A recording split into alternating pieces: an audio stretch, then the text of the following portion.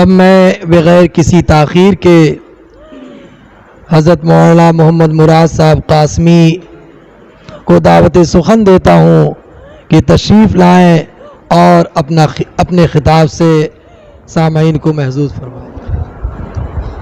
نحمده ونصلي على رسوله الكريم اما بعد فاعوذ بالله من الشيطان الرجيم بسم الله الرحمن الرحيم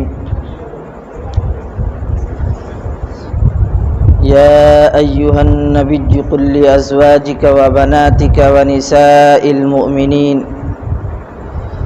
يدنين عليهن من جلابيبهن ذلك أدنى أن يعرفن فلا يؤذين وكان الله غفورا رحيما وقال الله تبارك وتعالى في موضع آخر إنما يريد الله ليذهب عنكم الرجس أهل البيت ويطهركم تطهيرا وقال النبي صلى الله عليه وسلم سيدة نساء أهل الجنة فاطمة رضي الله تعالى عنها وقال النبي صلى الله عليه وسلم فاطمة بضعة مني فمن أبغضها أبغضني أو كما قال عليه الصلاة والسلام۔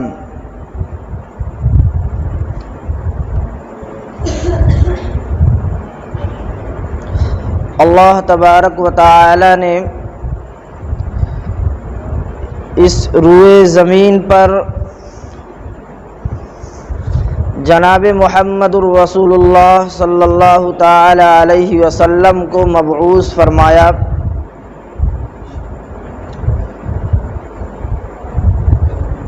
اور اللہ تبارک و تعالی نے جناب محمد الرسول اللہ صلی اللہ علیہ وسلم کو دنیا میں جتنی چیزیں عطا فرمائیں وہ ساری کی ساری چیزیں دنیا کی ہر چیز سے انوکھی تھی۔ اللہ نے حضور کو جو صحابہ عطا فرمایا تو سارے انبیاء کے صحابہ میں جناب محمد الرسول اللہ صلی اللہ علیہ وسلم کے صحابہ سب سے افضل تھے۔ اللہ تبارک و تعالی نے جناب محمد الرسول اللہ صلی اللہ علیہ وسلم کو جو امت عطا فرمائی، اللہ نے قرآن میں فرمایا کنتم خیر امت اخرجت للناس تأمرون بالمعروف وتنہون عن المنکر۔ امت بھی دی تو دنیا میں جتنے انبیاء ہیں سارے انبیاء کی امتوں میں سب سے بہتر امت عطا فرمائی۔ ہر وہ چیز جو جناب محمد الرسول اللہ صلی اللہ علیہ وسلم سے جڑی ہے وہ ساری کی ساری چیز ہر چیز سے افضل اور بہتر رہی ہے۔ اللہ تبارک و تعالی نے جناب محمد الرسول اللہ صلی اللہ علیہ وسلم کو جو اولادیں عطا فرمائی ہیں وہ سارے انبیاء کی اولادوں سے وہ اولادیں افضل ہیں، اس لیے کہ نبی کی ہر چیز افضل ہے تو نبی کی اولاد بھی سب سے افضل رہے گی۔ ہر وہ چیز جو نبی سے جڑی وہ افضلیت کا حامل ہو گئی تو نبی کی اولاد بھی افضلیت کی حامل ضرور ہوگی۔ اللہ تبارک و تعالی نے جناب محمد الرسول اللہ صلی اللہ علیہ وسلم کی زوجیت میں جو پہلی بیوی عطا فرمائی حضرت خدیجۃ الکبریٰ رضی اللہ تعالی عنہا، وہ بھی آپ علیہ السلام کے ساتھ ان کی بھی نسبت جڑنے کی وجہ سے آپ رضی اللہ تعالی عنہا بہت ہی زیادہ افضل ہو گئیں۔ ہر وہ چیز جو نبی سے جڑی وہ ساری کی ساری چیز افضل بنتی چلی گئی۔ اللہ تبارک و تعالیٰ نے پھر حضرت خدیجۃ الکبریٰ رضی اللہ تعالی عنہا کے ذریعے سے آپ علیہ الصلاۃ والسلام کو 4 بیٹیاں عطا فرمائیں۔ دنیا میں جتنے نبی آئے ان سے جتنی چیزیں جڑی، اس کے مقابلے میں جناب محمد رسول اللہ صلی اللہ علیہ وسلم سے جو چیزیں جڑی ہیں تو آپ کی چیزیں سب سے زیادہ افضل تھی، تو آپ کی بیٹیاں بھی ہر نبی کی بیٹیوں سے افضل تھیں۔ حضرت خدیجۃ الکبریٰ رضی اللہ تعالی عنہا کے ذریعے سے جناب محمد رسول اللہ صلی اللہ علیہ وسلم کو اللہ تعالیٰ نے 4 بیٹیاں کیوں عطا فرمائیں؟ اس لیے عطا فرمائیں کہ جس زمانے میں جناب محمد رسول اللہ صلی اللہ علیہ وسلم کو دنیا کے اندر مبعوث فرمایا گیا تھا، اس زمانے کو زمانے جاہلیت کہا جاتا تھا۔ جس دور میں، جس وقت میں، جس حالات میں، جس جگہ پر جناب محمد رسول اللہ صلی اللہ علیہ وسلم کو نبی بنایا گیا، اس دور میں، اس وقت میں، اس مقام پہ، اس ملک میں، اس جگہ کو دنیا کی سب سے بدترین جگہ مانی جاتی تھی، اور اس زمانے کو زمانے جاہلیت کہا جاتا تھا۔ جناب محمد رسول اللہ صلی اللہ علیہ وسلم کو ایسے مقام پر، ایسے زمانے میں جناب محمد رسول اللہ صلی اللہ علیہ وسلم کو مبعوث فرمایا گیا۔ اور آپ کو اللہ تبارک و تعالی نے 4 بیٹیاں کیوں عطا فرمائی؟ چونکہ وہ زمانہ زمانے جاہلیت کا زمانہ تھا، اور اس زمانے میں سب سے زیادہ ظلم جو ہوتا تھا وہ بیٹیوں پر ہوا کرتا تھا۔ سب سے زیادہ اتیاچار، سب سے زیادہ اگر کسی پر مصیبت ڈھائی جاتی تھی تو وہ بیٹیوں پر ڈھائی جاتی تھی۔ اللہ کے حبیب صلی اللہ علیہ وسلم کے دنیا میں مبعوث ہونے سے پہلے وہاں کے جو لوگ تھے ان کی صورتحال یہ تھی کہ اپنی ہی بیٹی کو لے جاتے، چھوٹی سی بیٹی ہوتی، اس کو گود میں بیٹھا کر کے لے کے جاتے اور پھر گڑھا کھودتے، اور جب گڑھا کھودتے تو جس پھاوڑے سے گڑھا کھودا جاتا اس کی جو ہے کہتے ہیں جب زمین پر وہ پھاوڑا پڑتا تو جو ہے جبے پہ آ کر کے مٹی گرتی، تو چھوٹی سی بیٹی جو ہوا کرتی تھی توتلی زبان میں یہ کہتی، ابا جان آپ کے جبے پہ، آپ کے کپڑے پر مٹی لگ گئی ہے۔ باپ پھاوڑا چھوڑتا اور ہاتھ سے مٹی جھاڑتا، اس سے پہلے وہ چھوٹی سی بیٹی آ کر کے جبے کی مٹی جھاڑنا شروع کر دیتی۔ اس کے بعد گڑھا کھودا جاتا، جب پورا گڑھا کھود اٹھتا تو اس چھوٹی سی بیٹی کو لے جا کر کے اس گڑھے میں اتار دیا جاتا، اور اس گڑھے میں جب اتارا جاتا تو پھر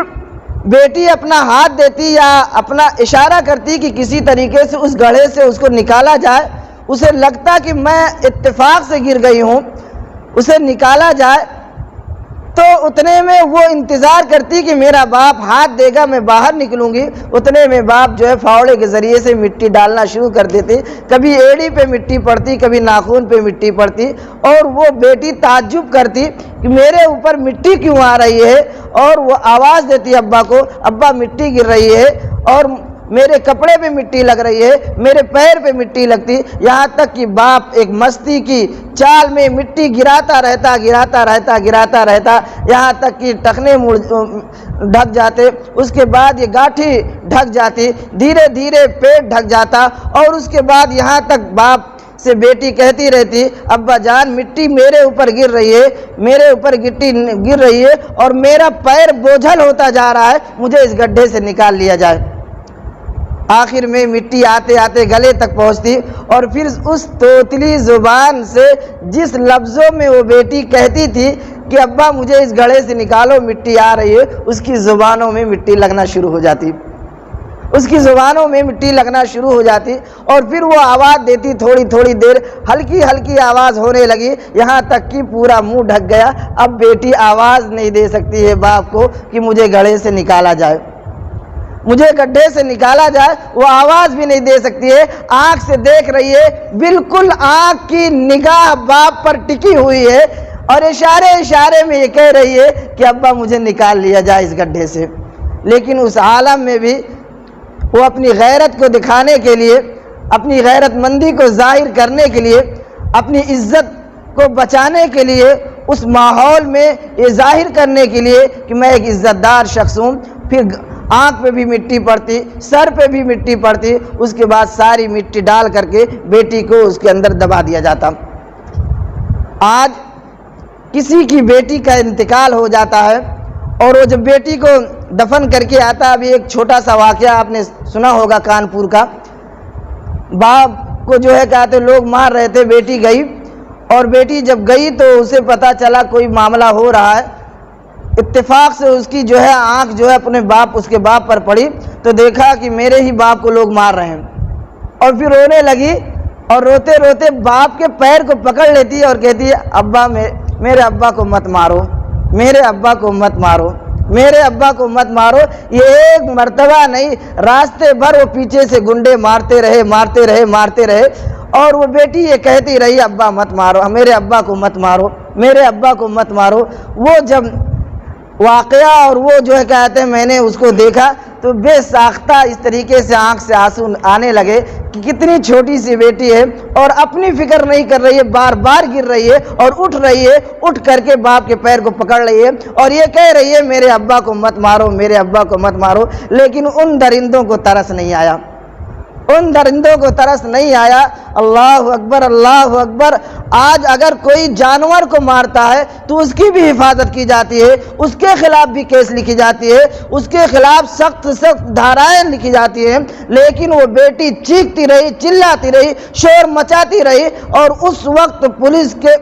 حکومت کے جو کہتے ہیں کارندے موجود تھے، اس کے باوجود اس کو آگے بڑھاتے رہے اور پیچھے سے لوگ مارتے رہے، کوئی بچانے والا نہیں تھا۔ اکیلے وہ تنے تنا چھوٹی بیٹی تھی جو آواز لگا رہی تھی کہ میرے ابا کو مت مارو، میرے ابا کو مت مارو۔ اس پورے مجمع میں بیٹیاں یہ ہوا کرتی ہیں، دوسرے لوگ دیکھ رہے تھے تو ترس کھا رہے تھے، اس بیٹی کی آواز پر ترس کھا رہے تھے، لیکن وہ غیرت کو ظاہر کرنے کے لیے زمانے جاہلیت کا وہ شخص اپنی ہی بیٹی کو زندہ درگور کر کے آتا تھا، اور گھر آنے کے بعد آج بیٹیوں کو کوئی دفن کر کے آتا ہے تو اس کو پانی پینے کا من نہیں کرتا ہے، کسی سے بات کرنے کا دل نہیں کرتا ہے، کھانا کھانے کا من نہیں کرتا ہے، لیکن کتابوں کے اندر لکھا ہوا ہے کہ وہ باپ آتا تھا، پانی بھی پیتا تھا، کھانا بھی کھاتا تھا، لیکن کس طرح کا وہ باپ تھا کہ اسے نیند بھی آ جاتی تھی اور سکون سے سویا بھی کرتا تھا، سکون سے سویا بھی کرتا تھا۔ میرے محترم بزرگوں اور بھائیوں، آج تھوڑا سا کوئی حادثہ ہو جاتا ہے تو لوگ ادھر ادھر زبردستی کھلانا چاہتے ہیں، لیکن آدمی کہتا ہے، لوگ کہتے ہیں کہ مجھے دھس ہی نہیں رہا ہے، پیٹ کے اندر جا ہی نہیں رہا ہے، ایک صدمہ پہنچتا ہے۔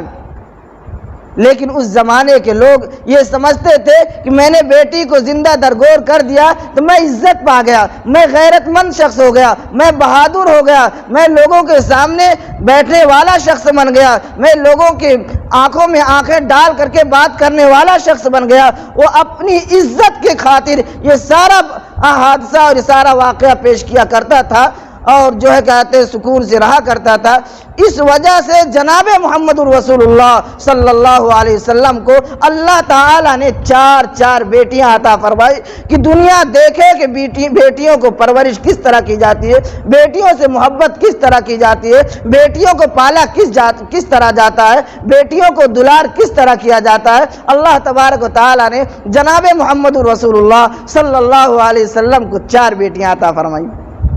4 بیٹیاں عطا فرمائیں۔ لیکن کچھ لوگ یہ کہتے ہیں کہ جناب محمد رسول اللہ صلی اللہ علیہ وسلم کے پاس ایک ہی بیٹی تھی، بقیہ وہ تینوں آپ کی بیٹی نہیں تھی۔ عجیب طرح دلیل پیش کرتے ہیں۔ ایک صاحب کا میں بیان سن رہا تھا، وہ دلیل پیش کر رہے تھے، کہہ رہے تھے کہ 4 سال تک کوئی بیٹی ہی نہیں ہوئی، کوئی اولاد ہی نہیں ہوئی. اس کے بعد جو ہے کہتے ہیں ایک اولاد ہوئی، جس کی وجہ سے جناب محمد الرسول اللہ صلی اللہ علیہ وسلم کی نسبت جڑی ابو القاسم سے. اس کے بعد پے در پہ جو ہے کہتے ہیں بیٹیاں ہوئیں، اور پھر ان بیٹیوں کا نکاح جو ہے 5 سال پہلے نبوت کے ملنے سے پہلے ان کا نکاح کر دیا گیا. اب بتاؤ 5 سال ادھر بچ رہا ہے، 4 سال ادھر بچ رہا ہے، جہاں اولادیں نہیں ملی. 5 4 9 سال ہو گیا، 25 سال کی عمر میں شادی ہو رہی ہے، 15 سال ملتا ہے. اگر یہ کہتے ہیں کہ ہم نے جو ہے نبوت کے بعد شادی کی تھی، تو ان پر یہ اعتراض ہوتا ہے کہ نبوت کے بعد جو ہے انہوں نے کیسے غیر مسلموں کے ہاں شادی کر دی، اور اگر نبوت سے پہلے کہتے ہیں کہ شادی کی گئی ہے تو پھر 6 سال بچتا ہے. ان 6 سال کے اندر 3 بیٹیاں کیسے ہو گئیں؟ 3 بیٹیاں کیسے ہو گئیں؟ اگر کوئی پڑھا لکھا شخص ہو تو ان کو یہ جواب دے گا کہ 6 سال کے اندر 3 بیٹیاں کیسے نہیں ہو سکتی ہیں. 6 سال کے اندر 3 بیٹیاں کیسے نہیں ہو سکتی ہیں؟ رہی بات یہ کہ 3 بیٹیاں 6 سال کے اندر تو ہوئی، اور اس کے بعد رہا مسئلہ یہ کہ نبوت سے پہلے ان کا نکاح ہوا یا نہیں ہوا. تو آپ ہی کی کتاب کے اندر لکھا ہوا ہے، حیات القلوب میں جلد 2 میں لکھا ہے، میرے پاس اس کا کاغذ موجود ہے، میں نے اس کا فوٹو کھینچا ہے. اس کے اندر لکھا ہوا ہے، آپ ہی کے ایک عالم نے لکھا ہے کہ جو ہے کہتے ہیں حضرت رقیہ رضی اللہ تعالی عنہ کا نکاح تو ہو گیا تھا بچپن ہی میں، لیکن رخصتی نہیں ہوئی تھی. رخصتی نہیں ہوئی تھی، یہاں تک کہ ابو لہب کے بیٹے نے طلاق دے دیا، اور اس کے چند سالوں بعد یا کچھ دنوں بعد یا کچھ سالوں بعد حضرت عثمان غنی رضی اللہ تعالی عنہ سے ان کا نکاح ہوا. پہلے بھی ہوا کرتا تھا، پہلے نکاح ہو جاتے تھے تو اپنے یہاں یہ کہتے تھے کہ ابھی گون نہیں آوا ہے، اور پھر 5 سال بعد 10 سال بعد 12 سال بعد 15 سال بعد پھر گون آیا کرتا تھا، اور پھر جو ہے کہتے ہیں کہ رخصتی ہوا کرتی تھی. تو ہمارے ہاں کسی نے یہ نہیں لکھا کہ ابو لہب کے بیٹے کے ساتھ جو شادی ہوئی یا جو اور شادیاں ہوئی تینوں بیٹیوں کا، ان کی رخصتی ہو گئی تھی. ہاں 6 سال کے اندر 3 بیٹیاں ہوئیں، اور پھر یہ بھی ممکن ہے نکاح ہوا، اور یہ آپ ہی کی کتابوں کے اندر لکھا ہوا ہے نکاح ہوا. انہوں نے کہنا یہ شروع کر دیا کہ ہر جگہ جہاں دیکھو حضرت فاطمہ کا تذکرہ، حضرت فاطمہ کا تذکرہ، حضرت فاطمہ کا تذکرہ. قل تعالوا اولادکم ابنانا وابناکم ونسانا ونساکم وانفسنا وانفسکم. مباہلہ کا جو ہے نقشہ کھینچا اور کہا مباہلہ کے اندر حضرت فاطمہ ہی کا تذکرہ ہے. جس جگہ دیکھو حضرت فاطمہ ہی کا تذکرہ ہے. سیدۃ النساء اہل الجنہ فاطمہ کہا گیا. ہر جگہ حضرت فاطمہ اور بیٹیاں ہوتی تو حضرت فاطمہ ہی کی طرح ان کا بھی تذکرہ ہوتا، لیکن انہیں یہ نہیں معلوم ہے. ان کی زبان میں میں جواب دینا چاہتا ہوں. ان کے کئی عالموں نے لکھا ہے، تہذیب الاحکام کے اندر بھی لکھا ہوا ہے، کئی عالموں نے لکھا ہے ان کے کہ حضرت فاطمہ رضی اللہ تعالی عنہ کی 3 اور بہنیں تھیں، اور یہ جو کہہ رہے ہیں کہ صرف حضرت فاطمہ ہی کو کیوں بڑھاوا دیا گیا، اور جناب محمد الرسول اللہ صلی اللہ علیہ وسلم پیغمبر تھے اور پیغمبروں میں سب سے اعلیٰ پیغمبر تھے. ایسا نہیں ہو سکتا ہے کہ ایک بیٹی کو زیادہ عزت دے اور بیٹیوں کو کم عزت دے. تو ان کا جواب ان کی زبان میں یہ دیا جا سکتا ہے کہ اللہ تعالیٰ نے جو دنیا کو بنایا ہے، اس دنیا کے اندر اللہ نے درجہ رکھا ہے، تفاوت رکھا ہے. اور آپ دیکھ لیجئے اللہ نے ساری کتابیں اللہ کی ہے، توریت، انجیل، زبور، قرآن مجید. ان ساری کتابوں میں قرآن مجید کو زیادہ اہمیت کیوں دی گئی ہے؟ بہت سارے انبیاء ہیں، قرآن میں سارے انبیاء کا تذکرہ نہیں ہے، لیکن جناب محمد رسول اللہ صلی اللہ علیہ وسلم کو تمام انبیاء کا امام کیوں بنایا گیا؟ سال میں 12 مہینے ہیں، ان 12 مہینوں میں سب سے زیادہ رمضان کو کیوں اہمیت دی گئی؟ محرم کو کیوں اہمیت بخشی گئی؟ سارے مہینے ہیں، ساروں کو برابر ہونا چاہیے.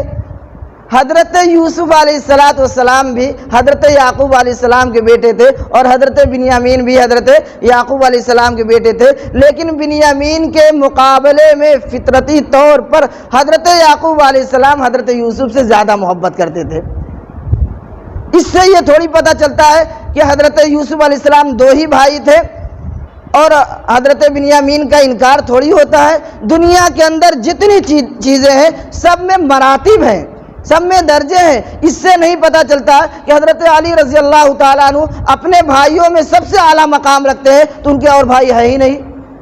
یہ تو نہیں پتہ چلتا کسی کا نام اونچا ہو جانے کی وجہ سے، کسی وجہ سے ان کا مقام بلند ہو گیا، اس سے کہاں سے انکار ثابت ہوتا ہے جو آپ نے انکار کیا۔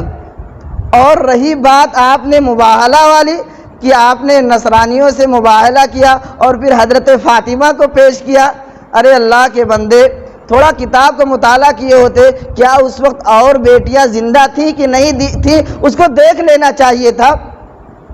اس کو دیکھ لینا چاہیے تھا زندہ تھی کہ نہیں زندہ تھی۔ قرآن مجید نے صاف لفظوں میں کہا ہے یا ایھا النبی قل لازواجک وبناتک ونسائی، کہ اے نبی صلی اللہ علیہ وسلم آپ اپنی بیویوں سے کہہ دیجئے، ازواجک جمع کا لفظ استعمال کیا گیا ہے، وبناتک، یہاں سارے طلبہ بیٹھے ہیں جانتے ہیں، شعبہ عربی کے طلبہ جانتے ہوں گے کہ بنتن واحد کے لیے آتا ہے، بنتان تثنیہ کے لیے آتا ہے اور بنات جمع کے لیے آتا ہے،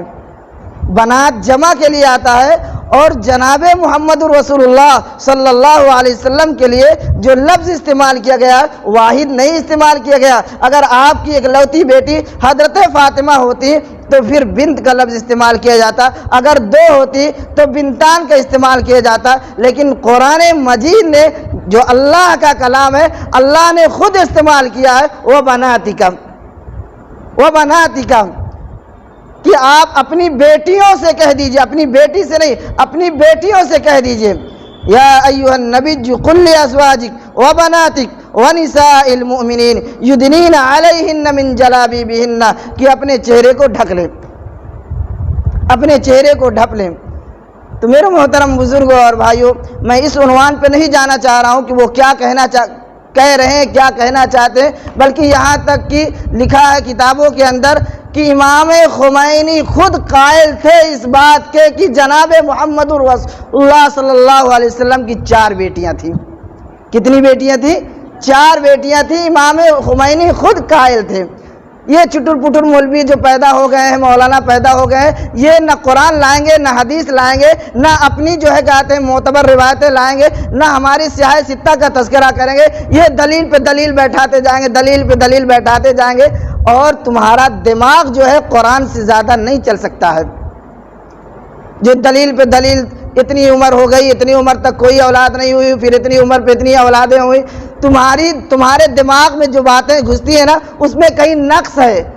قرآن اگر کہہ رہا اس کے خلاف تو تمہارے دماغ میں گھسی ہوئی باتیں اس کے اندر نقص ہے۔ ہم علماء دیوبند، ہم علماء سنی اس نقص کو تلاش کرتے ہیں اور پھر عقلی طور پر یہ ثابت ہوتا ہے کہ جو تم کہہ رہے تھے یہ جو ہے تمہارے دماغ کے اندر یہ کمی تھی، اس وجہ سے تم غلط سمجھ رہے تھے۔ میرے محترم بزرگوں اور بھائیوں، وہ کیا کہتے ہیں، کیا کہنا چاہ رہے ہیں، وہ کیا کہہ رہے ہیں اور کیا کہیں گے، مجھ سے اس کا جو ہے کہتے ہیں کوئی مطلب نہیں ہے۔ ہم اپنے صحابہ کی عظمت کو بیان کریں گے، جناب محمد رسول اللہ صلی اللہ علیہ وسلم کی بیٹیوں کے بارے میں بتائیں گے، ان کی فضیلت کو بتائیں گے، آپ کی کتنی بیٹیاں تھیں، صحابہ کا کیا مقام ہے، یہ ہمارے لیے بتانا، تذکرہ کرنا اور مذاکرہ کرنا یہ ہمارے لیے ضروری ہے۔ لیکن میرے محترم بزرگوں اور بھائیوں، آج جو دور چل رہا ہے وہ دور بھی اس بات کو چاہ رہا ہے کہ حضرت فاطمہ رضی اللہ تعالی عنہ جو جناب محمد رسول اللہ صلی اللہ علیہ وسلم کی بیٹی ہے، ان کے نقش قدم پر اپنے گھروں کی بیٹیوں کو چلایا جائے، جس طرح سیدہ فاطمہ رضی اللہ تعالی عنہ نے زندگی گزاری۔ آپ کی خصوصیت یہ تھی کہ جناب محمد رسول اللہ صلی اللہ علیہ وسلم جب کہیں سفر میں جاتے یا اپنے گھر سے باہر جاتے یا اپنے جو ہے کہتے ہیں شہر سے باہر نکلتے تو پہلے سب سے ملاقات کر لیتے، اور ملاقات کرنے کے بعد لاسٹ میں سیدہ فاطمہ رضی اللہ تعالی عنہ کے گھر تشریف لے جاتے اور حضرت فاطمہ رضی اللہ تعالی عنہ سے ملاقات فرماتے،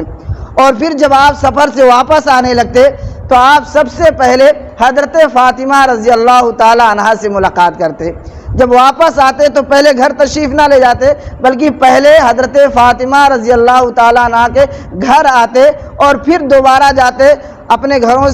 اپنے گھر والوں سے ملاقات کرنے کے لیے، اپنے صحابہ سے ملاقات کرتے۔ کیوں ایسا کرتے؟ تاکہ جو ہے حضرت فاطمہ رضی اللہ تعالیٰ عنہ سے جو دوری ہے، جو فاصلہ ہے، وہ سب سے کم فاصلہ رہے۔ یہ حضرت فاطمہ رضی اللہ تعالی عنہ کی خصوصیت تھی۔ حضرت فاطمہ رضی اللہ تعالی عنہ کی بہت ساری خصوصیت ہے۔ ایک خصوصیت تو یہ ہے کہ حضرت خدیجہ الکبریٰ رضی اللہ تعالی عنہ کی بیٹی ہیں، اور سب سے بڑی خصوصیت یہ ہے کہ جناب محمد رسول اللہ صلی اللہ علیہ وسلم کی بیٹی ہیں، اور آپ علیہ السلام سے جو بھی چیز جڑی ہے سب ایک نمبر کی ہے، یہاں تک کہ یہ امت نبی سے جڑ گئی تو یہ بھی ایک نمبر کی ہو گئی۔ تو یہ سب سے بڑی خصوصیت ہے کہ سیدہ فاطمہ رضی اللہ تعالیٰ عنہ جناب محمد رسول اللہ صلی اللہ علیہ وسلم کی بیٹی ہیں۔ دوسری خصوصیت یہ ہے کہ حضرت خدیجہ الکبریٰ رضی اللہ تعالیٰ عنہ جو روئے زمین پر سب سے پہلے اسلام قبول کی ہیں، ان کی بیٹی ہے۔ تیسری خصوصیت یہ ہے کہ بچوں میں جس نے سب سے پہلے اسلام قبول کیا حضرت علی مرتضیٰ رضی اللہ تعالیٰ عنہ، ان کی بیوی ہیں۔ چوتھی خصوصیت یہ ہے کہ حضرت حسین رضی اللہ تعالیٰ عنہ اور حضرت حسن رضی اللہ تعالیٰ عنہ، جن کے بارے میں کہا گیا سیدہ شباب اہل الجنہ، جنت کے جو نوجوانوں کے جو سردار ہیں، ان کی آپ والدہ محترمہ ہیں۔ آپ علیہ السلام کی بہت ساری خصوصیت ہیں۔ حضور علیہ السلام نے فرمایا کہ فاطمہ میرے دل کا ٹکڑا ہے۔ آپ نے فرمایا فاطمہ جنت کی سردار ہیں۔ آپ علیہ السلام نے فرمایا میں اہل بیت میں سب سے زیادہ حضرت فاطمہ رضی اللہ تعالیٰ عنہ سے محبت کرتا ہوں۔ تو میرے محترم بزرگوں اور بھائیوں، بہت ساری خصوصیات تھی، اور بہت ساری خصوصیات حضرت فاطمہ رضی اللہ تعالیٰ عنہ کی بیان کی گئی ہیں۔ ہمارے بعد حضرت مولانا قسیم صاحب تشریف فرما ہے، بیٹھے ہیں، ابھی وہ بات کریں گے، ہم سب کے استاذ بھی ہیں تو وہ بیان کریں گے، اس لیے ہم اپنی بات کو لمبی نہ کر کے ہم اپنی بات کو ختم کرنا چاہ رہے ہیں۔ لیکن یہ پیغام دینا چاہتے ہیں کہ آج ضرورت یہ ہے کہ ہم اپنی بیٹیوں کو، اپنی بہنوں کو حضرت فاطمہ رضی اللہ تعالی عنہ کے طرز پہ لائیں۔ ان سے زیادہ خطرہ یہ ہے کہ کتنی بیٹیاں مرتد ہو جا رہی ہیں۔ ابھی مہاراج گنج کا واقعہ آپ لوگوں نے سنا ہوگا، اخباروں میں پڑھا ہوگا کہ مہاراج گنج کے اندر ایک بارات آئی، اور بارات آنے کے بعد جو ہے کہتے ہیں جب ان کا نکاح پڑھایا جانے لگا اور نکاح ہونے لگا تو امام صاحب نے کہا کلمہ پڑھ لو۔ جب کلمہ پڑھانا شروع کیا تو وہ کلمہ پڑھ نہیں رہے تھے، تو امام صاحب نے کہا ایسا کرو کہ آپ اپنا آئی ڈی دے دو، میں نکاح نامہ میں تھوڑا لگ رہا کہ نام غلط ہو گیا، جو آئی ڈی میں لکھا ہے وہی نکاح نامے میں بھی لکھ دوں۔ تو جب آئی ڈی مانگے تو کہہ رہے ہیں آئی ڈی تو گھر بھول گئے، آئی ڈی ہے نہیں۔ دوسرے لوگوں سے مانگا وہ بھی دینے کے لیے تیار نہیں، تیسرے سے مانگا، دولہے سے مانگا، دولہے کے باپ سے مانگا، کوئی آئی ڈی دینے کے لیے تیار نہیں۔ پھر شک ہو گیا، اور یہ شک جو ہے کہتے ہیں اور زیادہ بڑھتا چلا گیا، یہاں تک کہ ایک کے پرس میں ایک لڑکے نے ہاتھ ڈالا اور اس کو نکالا تو وہ اس پرس کے اندر جو آئی ڈی رکھی ہوئی تھی اس میں جو نام تھا وہ ایک غیر مسلم کا نکلا۔ وہ لڑکا غیر مسلم تھا، تو دھیرے دھیرے پتہ لگایا گیا، تو پتہ یہ چلا جن کی آئی ڈی ملی سارے کے سارے غیر مسلم تھے، اور سارے کے سارے جو ہے کہتے ہیں وہاں سے مسلمان بن کر کے رومال لگا کر کے ٹوپی لگا کر کے آئے ہوئے تھے وہاں پہ۔ اس طرح بہت سارا واقعہ پیش آ رہا ہے، اور پھر جو ہے کہتے ہیں پولیس والوں کو بلایا گیا، پولیس والوں کو دیا گیا۔ جب وہاں پر جو گئے تو وہ جو ہے کہتے ہیں لڑکے نے بتایا کہ ہماری اس سے جو ہے فون سے بات چل رہی تھی، اور جو ہے کہتے ہیں کہ اس پہ جو ہے فیس بک وغیرہ بات چل رہی تھی۔ پھر جو ہے کہتے ہیں انہوں نے کہا کہ مسلمان بن کے آؤ گے تبھی ہمارے گھر والے جو ہے اس رشتے کو قبول کریں گے، اس لیے ہم لوگ مسلمان بن کے آئے۔ لڑکی آئی تو لڑکی اس بات پر اصرار کر رہی تھی کہ میں نکاح کروں گی تو اسی لڑکے سے کروں گی۔ اس طرح ایک واقعہ نہیں، ہزار واقعہ آ رہا ہے۔ لوگ اسلام تو زیادہ قبول کر رہے ہیں، پڑھ کر کے، دیکھ کر کے، جان کر کے، تول کر کے اسلام کو زیادہ قبول کر رہے ہیں، لیکن نوجوان بیٹیاں جو پڑھی لکھی نہیں ہیں، جن تک دین نہیں پہنچ رہا ہے، جن تک اسلام کا پیغام نہیں پہنچ رہا ہے، کئی مہینہ گزر جاتا ہے، کئی سال گزر جاتا ہے، ان کے کانوں میں اللہ اور اس کے رسول کی بات نہیں جاتی ہے، اللہ اور اس کے رسول کی بات نہیں جاتی، اور جوانی میں جوش میں یہ قدم اٹھا رہے ہیں۔ تو اس پر محنت کرنے کی ضرورت ہے۔ یہ ہمارے طلبہ بیٹھے ہوئے ہیں، یہ جس جگہ جائیں اپنا وقت برباد نہ کریں، بلکہ اس میں لگیں اور جو ہے دین کا زیادہ سے زیادہ پیغام پہنچانے کی کوشش کریں۔ اللہ ہمیں بھی اور آپ کو بھی عمل کرنے کی توفیق عطا فرمائے۔ وآخر دعوانا الحمدللہ رب العالمین۔